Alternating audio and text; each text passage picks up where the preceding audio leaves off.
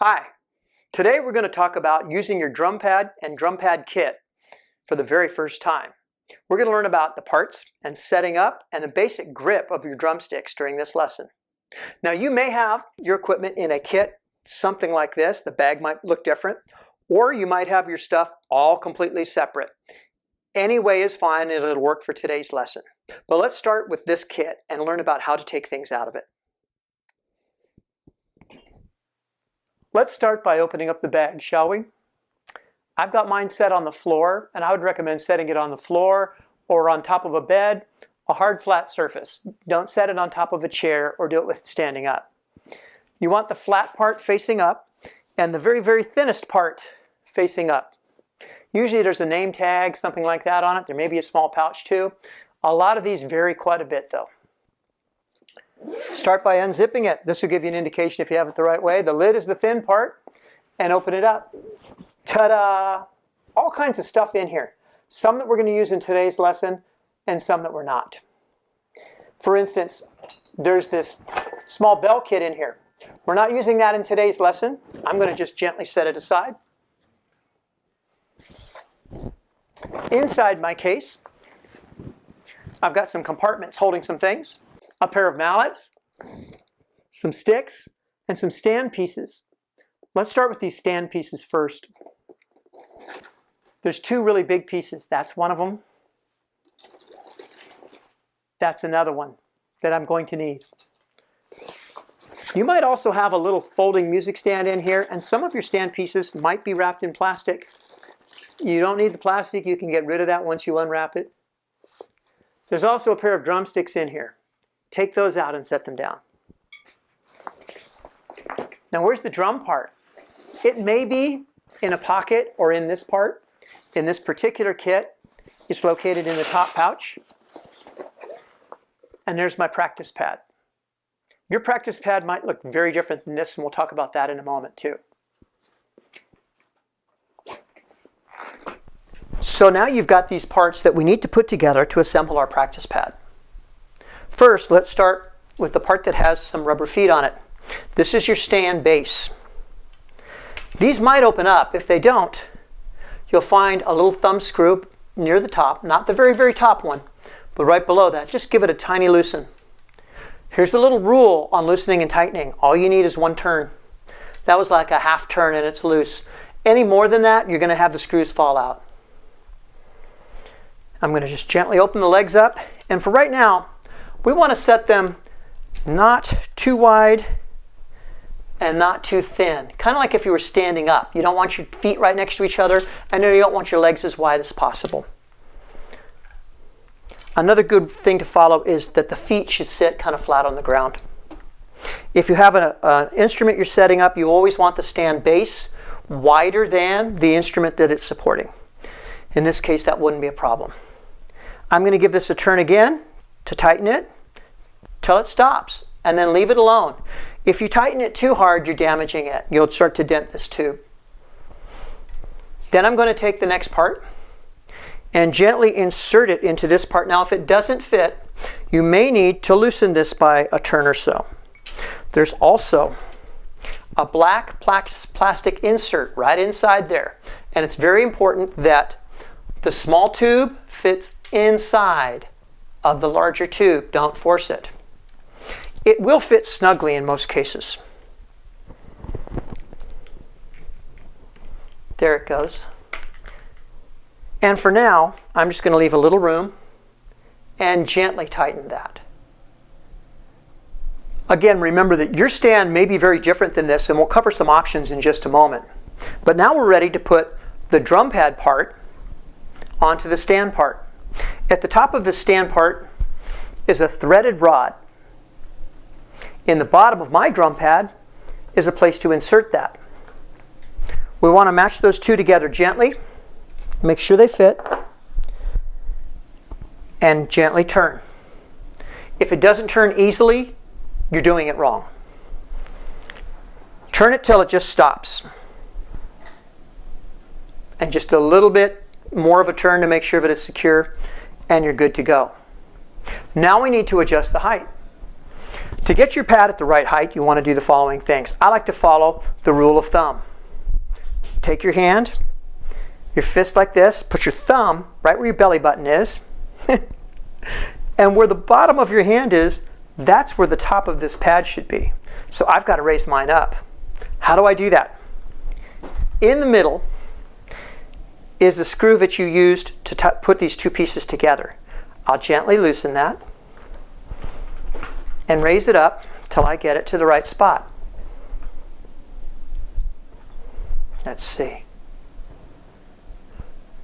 Belly button, right there. Tighten it up.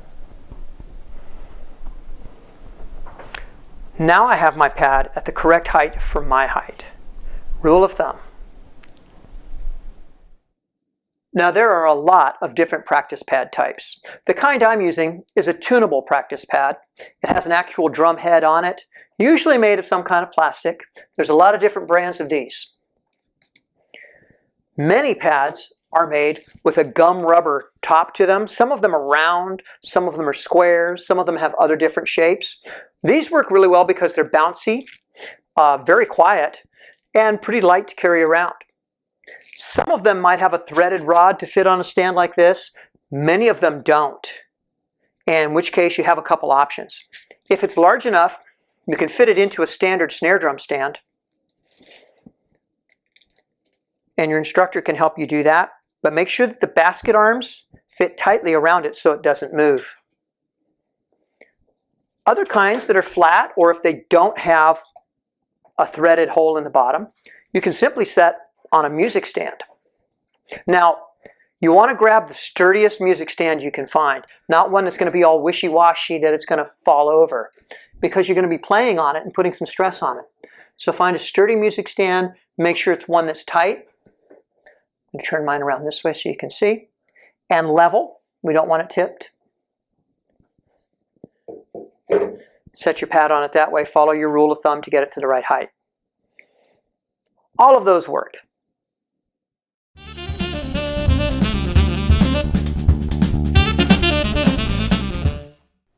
Okay, so you've got your drum pad set up. We're ready to play, right? Not quite. What about these? What are we going to do with these? You can't just grab them any old way. Well, you could, but what makes you a musician is doing things with a certain level of technique. So let's learn how to hold our drumsticks. There's a lot of different sizes of drumsticks, and your instructor is going to make some recommendations to you on the right sizes to get. You don't want some that are too thin, you don't want some that are too thick, you want some that are just right. This particular brand, Vic Firth, makes one that's called an ST General. It's a great size for middle school hands. There's several other brands that make some that are a similar size as well that are outstanding. This particular brand I like because it has a flag on it, and that flag is in the bottom third of the drumstick. And if you put your thumb on that flag and just grip it between your thumb and first finger, actually your thumb and first two fingers, this point here is what we call the fulcrum. It's the main point of contact when gripping the stick. Then gently wrap the other fingers around. Now you want to move those fingers in a little bit too. So the stick is going to rest against the fleshy part of your palm, right up against these fingers with the fingers wrapped around them. Not held out like this, okay? It's gripped, much as if like you were going to take it from somebody. So now I have my fingers gently wrapped around, most of the tension made at the fulcrum. You're going to do that on both hands. Thumb on the flag, fulcrum, fingers wrapped around. So now my sticks make what looks kind of like a slice of pizza, huh?